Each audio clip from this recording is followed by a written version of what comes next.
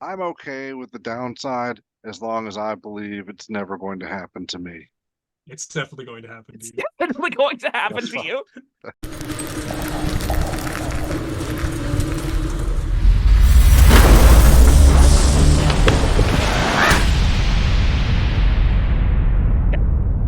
Hello, friends.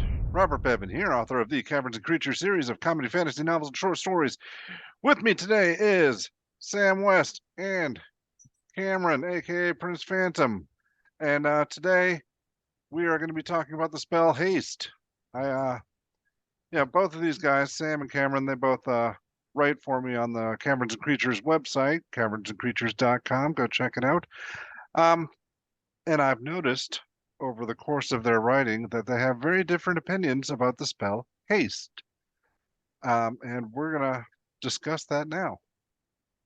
So Sweet. take it Yeah, away. so Sam, you always read all the spells whenever you guys do these, so why don't Yeah. you go ahead and take it away? Tell us what haste does. Okay, sure. So this is a third level spell. It is for sorcerers, wizards, artificers, blood domain, which is what's that from? Do you know what that's from? Not official, Okay. but it's on D&D Beyond. Yeah. It's Okay. yeah. Circle of Grassland Druids get it. Circle of Land Grassland. Oath of Vengeance Paladins, Oath of Glory Paladins all get haste. Like I said, third level spell, cast of an action, ranges 30 feet, requires verbal, somatic, and mural components, that material being a shaving of licorice root. Fun. Concentration a minute. You choose a willing creature that you can see within range. Until the spell ends, the target's speed is doubled. Gains a +2 bonus to AC. It has advantage on dexterity saving throws, and it gains an additional action on each of its turns. That action can be used only to take the attack action, specifying one weapon attack only, dash, disengage, hide, or use an object. When the spell ends, the target can't move or take actions until after its next turn, as a wave of lethargy sweeps over it.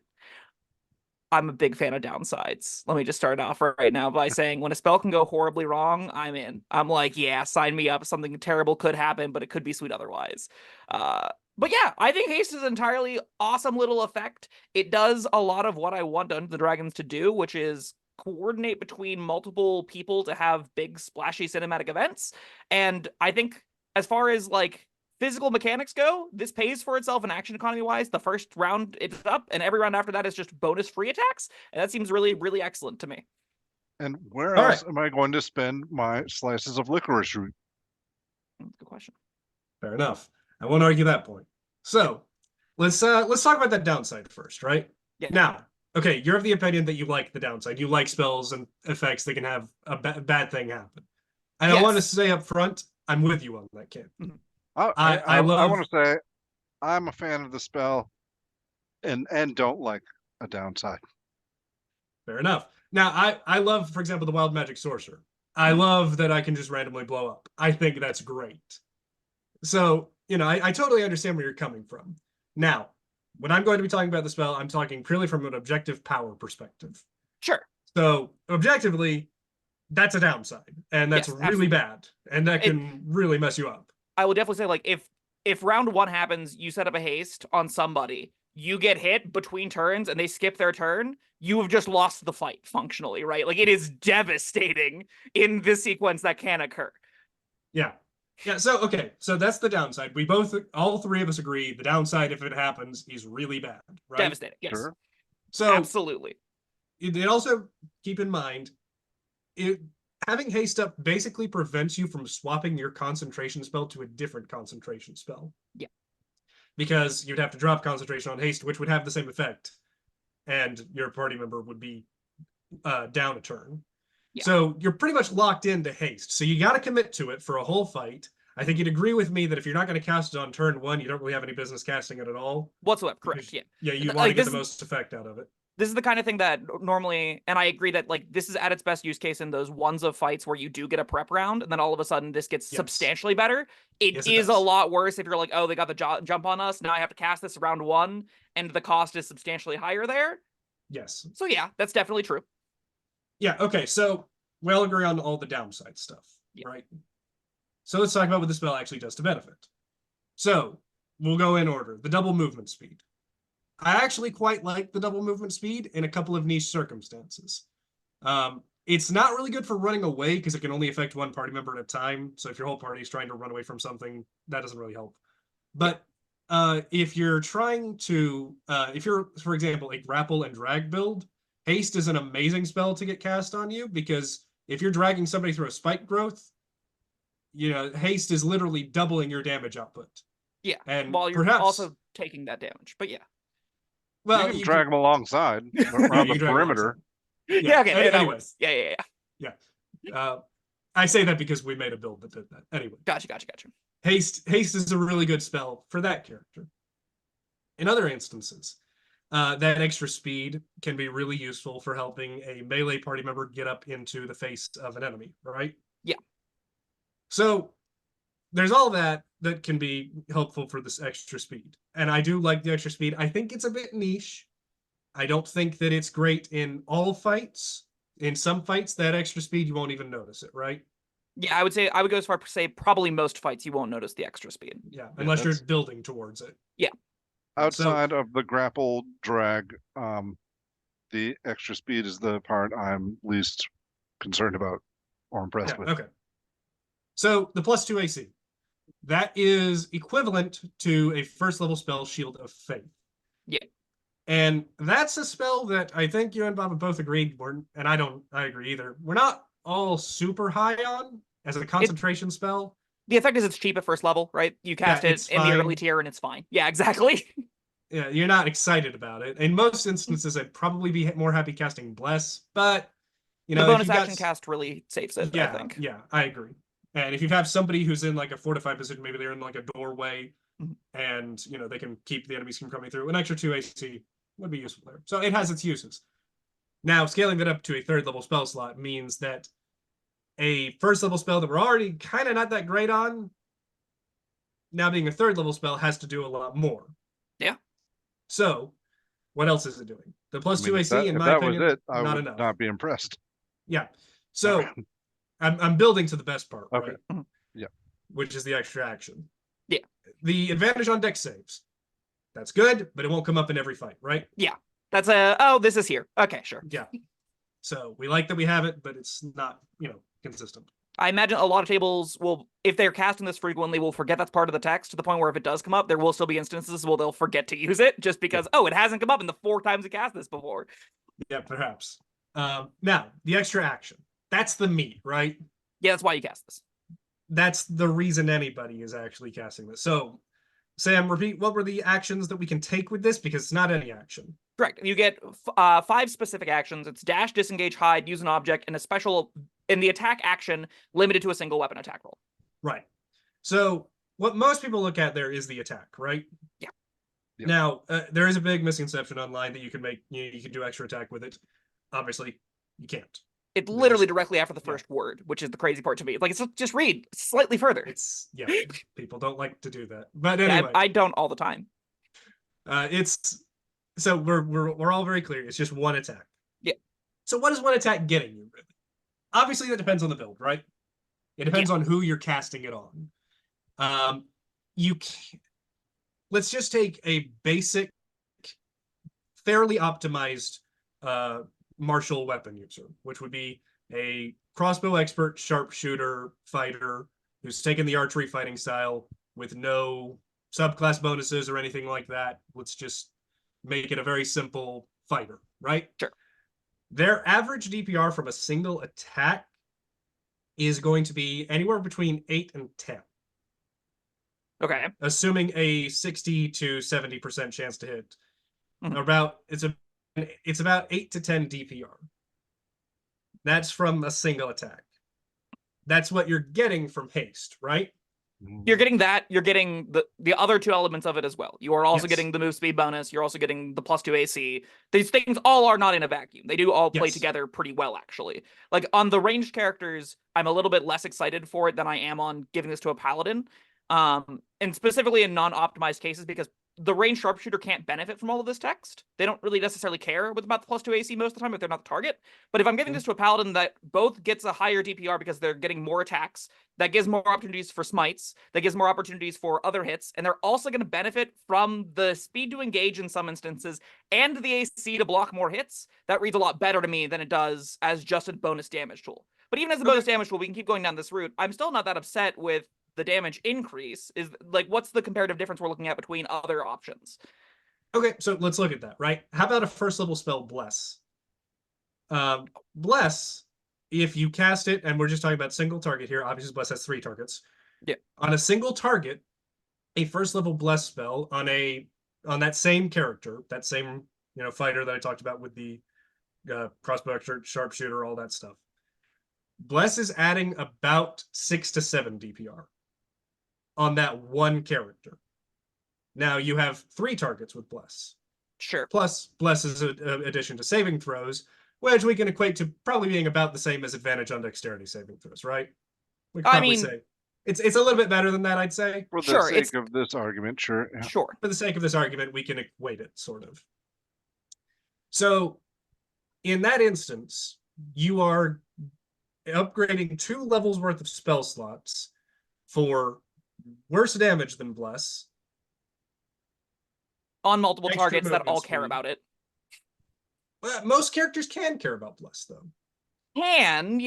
Do is a different story. Like, I would say most often in the parties that I have been playing with, I have found if you're not entirely martial, which is one half of parties that I seem to be running, is like everyone's a martial character. They care about it a lot. But the other half are there's a martial character and a whole battery of characters that are making forced saves and things like that, right? People that really love doing big spellcasting routes. And that kind of table, that is obviously very different. Spellcasters care a lot less about Bless than martial characters do. Yeah. So, but basically what I'm saying is you're upgrading 2 levels of spell slot for extra movement speed and extra AC, essentially. Now, in that instance, in my opinion, Bless is doing more for you for the spell slot level. And Haste has the downside as well. Sure. Now, I think this is a really important topic that definitely deserves like its whole own video. And DPR isn't something I intend to put I don't personally put a lot of value in DPR because I agree. It is a metric that you can say over infinite fights what happens. DPR isn't something that I don't think should be that major of a consideration in practical play. I think in practical play, there are other benefits that DPR doesn't see here. For example, Haste giving the opportunity for there to simply be an extra hit can turn some losing situations into winning situations, in that the amount of damage you can output is it's literally not infinitely higher, but it is more damage than Bless can in a vacuum, right? Bless will never offer you extra attacks. Thus, it will never offer you extra damage in a round. If something has to die in 3 rounds, or you lose the fight anyway, because it has better spellcasting opportunities and you get better actions out, Bless can help you connect with it more, but it can't actually ever increase the damage ceiling the party has in any meaningful way, where Haste does. Haste gives another character that is usually the highest damage dealer in the party as far as 2 single targets go, another hit, which increases their damage output potentially by a lot, which is meaningful. That matters a lot. Okay, so let's talk about the problem with assuming that we're going to be hitting. So what Bless does is it lets us hit more, right? Yes. What Haste does is giving us more opportunities to hit. Yeah. That's neither one of those are necessarily better than the other. Now, I actually rate Bless higher because it affects all of your potential attacks, whereas Haste is just giving you 1 extra additional chance. Now, if you have something like advantage on all of your attacks from something like perhaps not hard to get. That is not a high bar to clear. For example, like a barbarian with reckless attack, right? Yeah, exactly. That barbarian may not really need Bless as much, and may in that instance say, I wouldn't mind Haste. But in the normal circumstance where advantage isn't guaranteed, then I would say that Bless would be actually letting you land more hits than Haste does on average. So, again, talking about this in a vacuum is always challenging. You're right. There's another thought, right, is that Bless is on clerics and this is on non-clerics, and these options do stack together, right? A hasted blessed character is demonstrably doing disgustingly more things. Their accuracy and efficiency is incredibly high. They are a lethal machine that mows things down, right? That's kind of sweet. Like the fantasy of a Bless hasted character running in there with a great sword and just laying waste to some people is incredible, or a halberd, or whatever the weapon of choice is. That's kind of awesome. This being a feature that scales with additive attack bonuses and scales particularly well with advantage which is the core mechanic this entire system sort of revolves around, right? It is they forwent bonus mods for like knocking things prone that older editions and Pathfinder and stuff tend to use, where you have additive mods. They replaced a lot of the circumstance bonuses and stuff with advantage, and they threw it everywhere to its detriment. Yeah. Honestly, I have a lot of problems with just the only toggle that everything has is advantage, so I can't really get a benefit if I reckless attack a prone target. I'll just attack it normally because there's not a reason for me to want to get these extra stacking things. Yeah. That makes a spell like Haste circumstantially a lot better a lot of the time. Knocking things prone is a thing that a lot of martial builds want to do. Getting advantage on attack rolls through surprise is a thing a lot of builds want to do. And when I say surprise, I mean attacking from an unseen place. Right. There is genuinely a lot that Haste begins to offer you, more so with the other core mechanics in the game, that really make it shine once you start stacking like any amount of things onto it. Once you look at it outside of attacking an infinite amount of times in white space, which is why... That's not to say like that's not something that I don't do a lot.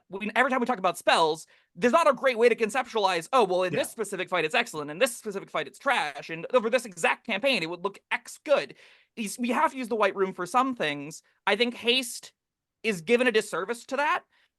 And it is genuinely a lot better in play when used tactically and defensively than I think it may read. Okay.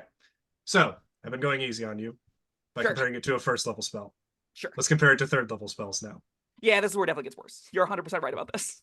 So, if you want movement speed, if that's what you desire, I would nominate Fly as a better option. It gives you a 60-foot movement speed, which since most characters have a 30-foot movement speed, that is doubling your speed. Sure. In the same way that Haste is, and you're getting Flight. I would nominate Fly as a better option for agility, right? And it doesn't have the major downside of you losing your turn if you drop concentration. It has a major downside. We can stable that caveat to 100% of third level spells. Falling right? damage. Yes.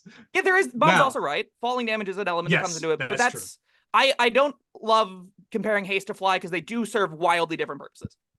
Like, I'm not casting Fly on a spellcaster, or I'm not casting Haste on a spellcaster ever. Yeah. I'm casting Fly on a wizard all the time.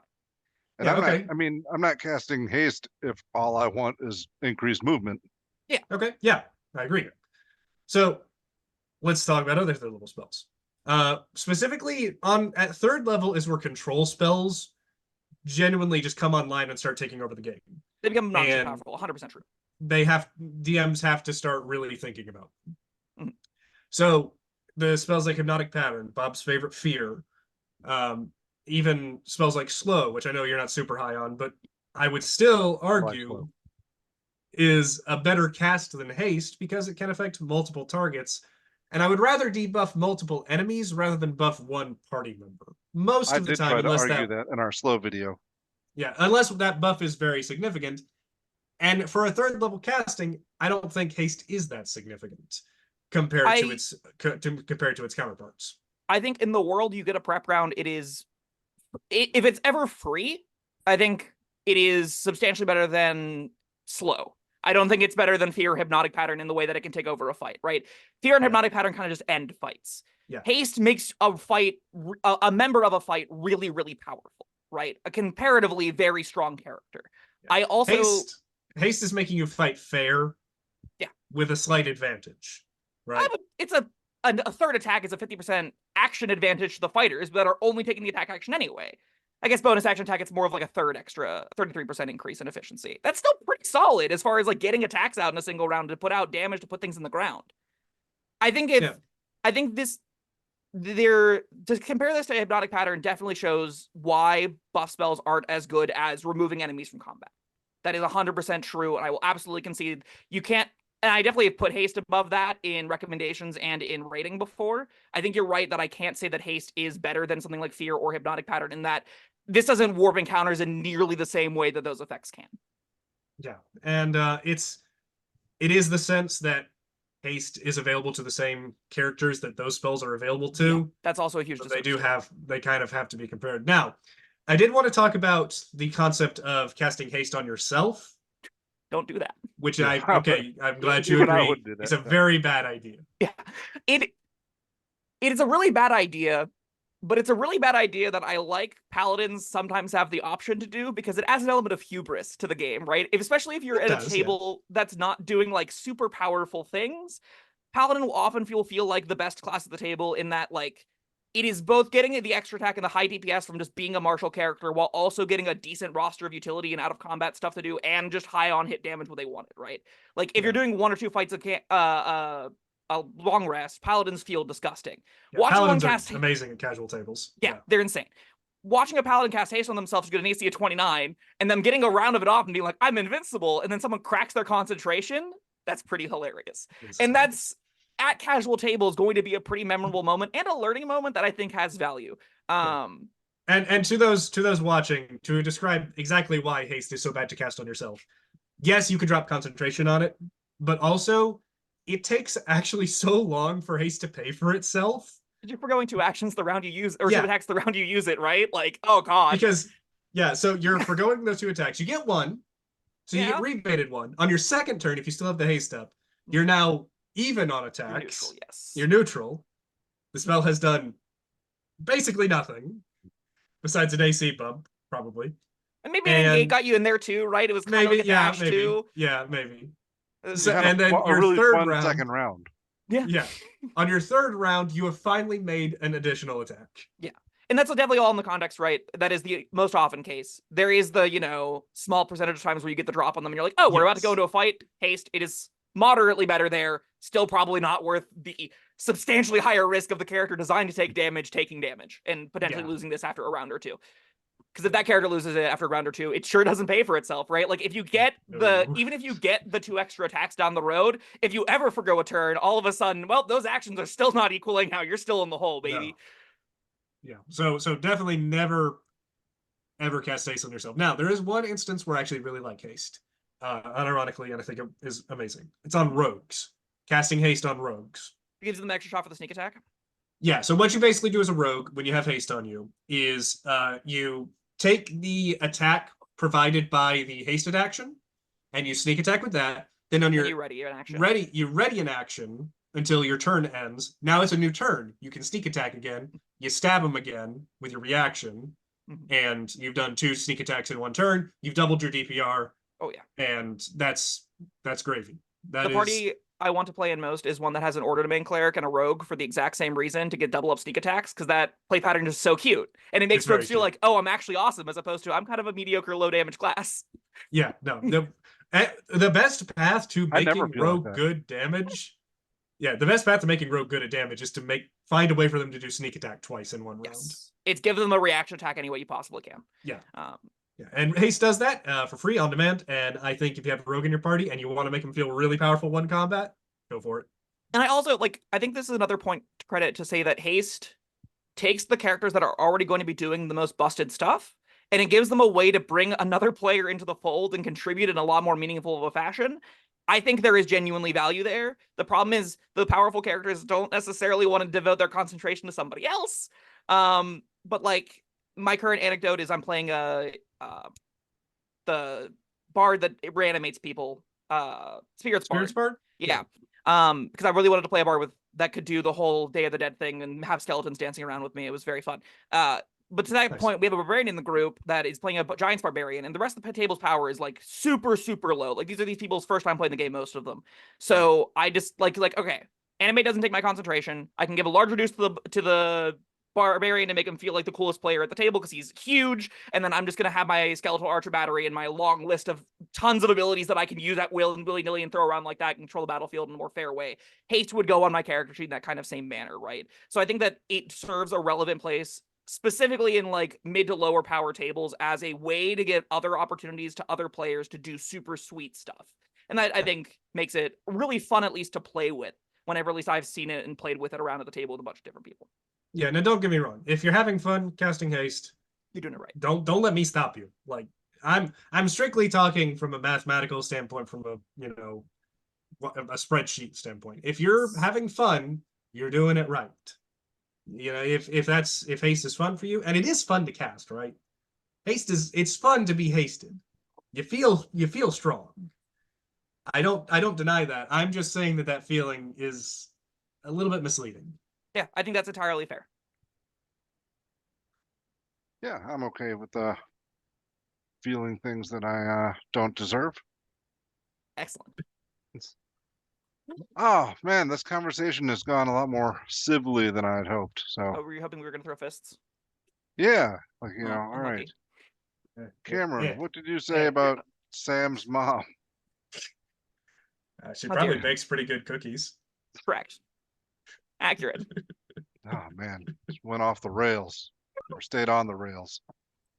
Stayed All right. on the rails too much. What do we title Oh, this? hey, A we civil should, conversation about haste? Like, Get me on here to make him think that to convince him that slow is actually amazing. That'll probably rile him up good. yeah, that will rile me up more so. Talking about trying to get me up is way harder than trying to bring me down.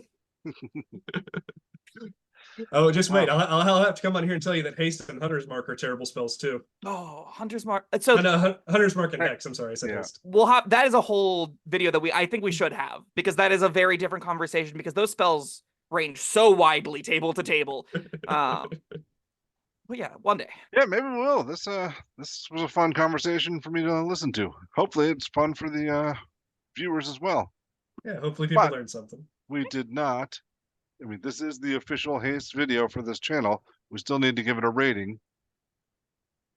I'm gonna give it a solid middle of the road 3, in that I think most tables will pick this and have a great time with it. I think the downside can be hilarious, and this has a really relevant purpose serving the game. Cameron has brought me down from my 4 or 5 I would have rated this just talking out my ass in the vacuum of space, but you know. I would give it a 2. And that is perhaps harsh in some people's eyes, but I believe that it does have niche uses, and it should not be